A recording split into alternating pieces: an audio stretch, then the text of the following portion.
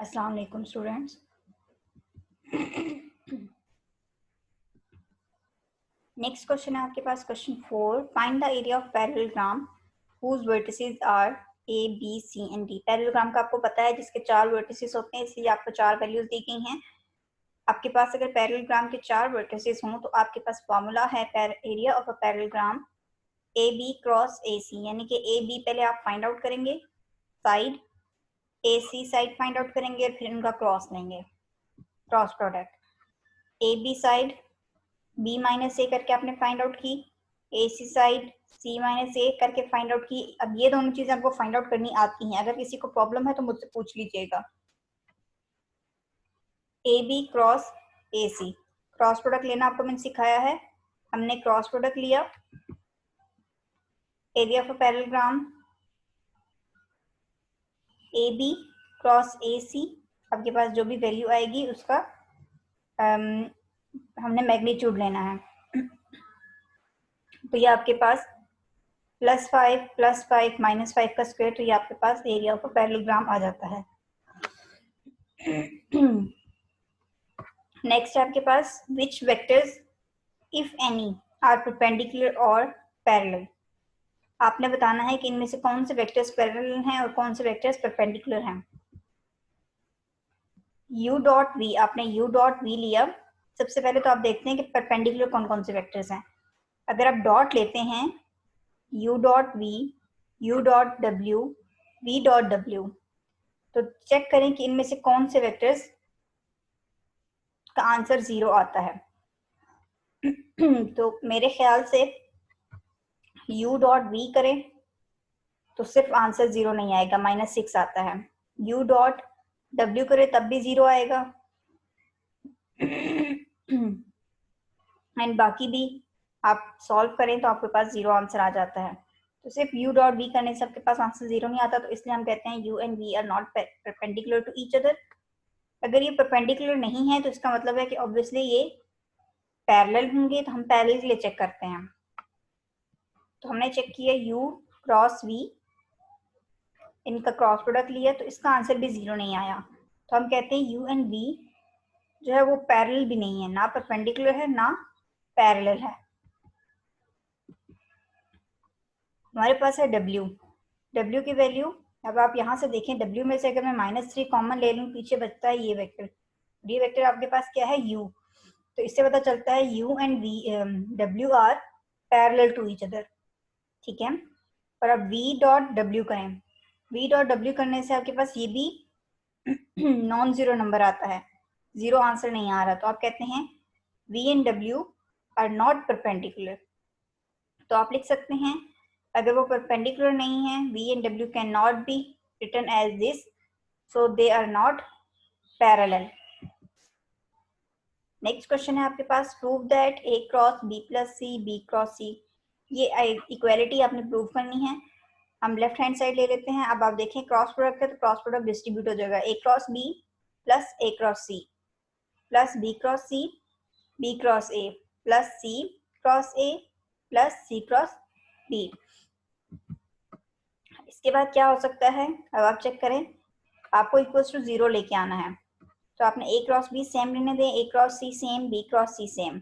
अब देखिए b cross a है तो आपको पता है कि ये क्रॉस प्रोडक्ट की प्रॉपर्टी है कि b क्रॉस a किसके इक्वल होगा, minus of a cross b। तो ये मैंने इसकी प्रॉपर्टी यूज की। यहाँ पे भी c cross a minus of a cross c के इक्वल होता है। ये प्रॉपर्टीज यूज हुई है, यहाँ एक ही प्रॉपर्टी यूज हुई इन तीनों के लिए। तो ये plus minus cancel out, plus minus cancel out, और e equals to 0 which is right hand side. तो ये प्रूव हो जाता है।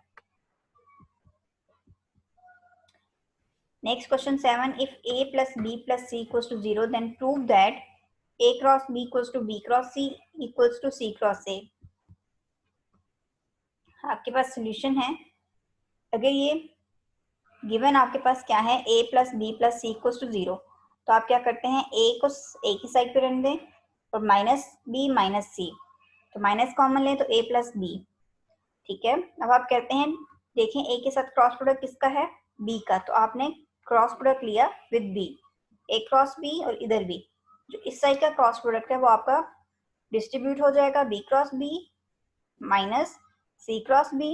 अब B cross B same vector के साथ क्रॉस प्रोडक्ट लें तो आपके पास आंसर क्या आता है 0। तो ये आपके पास 0 हो गया। क्यों 0 आता है? क्योंकि साइन 0 होता है, साइन 0 आपको आंसर देगा 0 का, इसकी वजह से सारा आंसर 0 हो जाता है। और ये क्या है minus C cross B. Minus C cross B को मैं लिख सकती हूँ बी क्रॉस सी, जैसे हमने पिछले क्वेश्चन में प्रॉपर्टी यूज की थी। This is your equation. Again आपके पास क्या है A cross A plus B plus C equals to 0। आपने बी को रहने दिया, बाकी दोनों साइड चीजों को, एलिमेंट्स को, टर्म्स को दूसरी साइड पे ले गए। अब देखिए बी के साथ क्रॉस प्रोडक्ट किसका था? सी का। आपने क्रॉस प्रोडक्ट लिया with C, C cross product लेके आपने इसको डिस्ट्रीब्यूट कर दिया। सी का सेम के साथ 0 होगा, इसलिए यहाँ से वेनिश हो गया। और माइनस ऑफ ए क्रॉस सी किसके इक्वल है? सी क्रॉस ए। ये आपकी इक्वेशन 1 है, ये आपकी इक्वेशन 2 है। अब देखेंगे ये किसके इक्वल है? ए क्रॉस बी इक्वल है बी क्रॉस सी के, बी क्रॉस सी इक्वल है सी क्रॉस ए के। तो मैं इन तीनों को एक साथ लिख सकती हूँ कि ए क्रॉस बी इक्वल है बी क्रॉस सी और वो इक्वल है सी क्रॉस ए। तो यही आपने प्रूव करना था। Prove that sine alpha minus beta equals to sine alpha cos beta plus cos alpha sine beta. ये आपने फर्स्ट ईयर की ट्रिग्नोमेट्री के चैप्टर में फॉर्मूला पढ़ा है, आज हम इसको प्रूव करेंगे। This is your X axis, this is your Y axis. यहाँ से एक आपके पास अल्फा ए यूनिट वेक्टर है और एक बी यूनिट वेक्टर है। ए के साथ जो आपके पास एक्स एक्सिस एंगल बनाता है वो अल्फा है, बी के साथ जो बनाता है वो बीटा है। ठीक है, तो आपने ए और बी के दरमियान एंगल देखना है। देखें ये पूरा ए है, अल्फा है, और ये बी बीटा है। तो आपने इतना फाइंड आउट करना होगा, तो क्या करेंगे अल्फा माइनस बीटा, तो आपके पास ये दरमियान क्या एंगल आ जाएगा। Let A and B be two unit vector making angles alpha beta with x axis respectively. Alpha आपके पास क्या है? cos alpha i plus sine alpha j। आपको पता है जब भी आप इसको डिस्ट्रीब्यूट करते हैं i एंड j में, तो i के साथ cos आता है, j के साथ साइन आता है। एंगल जो भी होगा आप यहाँ यूज करेंगे, अल्फा है तो अल्फा, बीटा है तो बीटा। देखें जी एक्सिस डायरेक्शन नहीं है हमारे पास, जी एक्सिस नहीं है, इसमें हम k को 0 रख रहे हैं। सेम बी वाला भी है। अब आपने क्या करना है बी क्रॉस ए।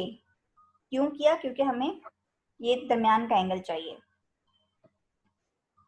तो आपने यहाँ इनकी चीजें इनके कंपोनेंट पुट किए और क्रॉस प्रोडक्ट लिया। क्रॉस प्रोडक्ट लेने के बाद ये आपके पास के वाला वेक्टर यूनिट वेक्टर रह जाएगा, वैल्यू रह जाएगा। बी क्रॉस से आपके पास किसके इक्वल है? B magnitude A magnitude sine alpha minus beta. हम अल्फा माइनस बीटा क्यों ले रहे हैं? क्योंकि बी और ए के दरमियान एंगल कौन सा है? Alpha minus beta. और आपको पता है साइन के साथ यूनिट वेक्टर यूज होता है, तो यहाँ यूनिट वेक्टर कौन सा है? के। ये साइड भी के है, इन दोनों को आप कंपेयर कर सकते हैं। कंपेयर करने के बाद आपके पास ये सिर्फ आंसर रह जाता है जो कि प्रूव करना है। और आपको पता है कि यूनिट वेक्टर का मैग्नीट्यूड हमेशा 1 होती है, तो इसलिए आप यहाँ पे 1 पुट कर सकते हैं, यहाँ पे 1 पुट कर सकते हैं।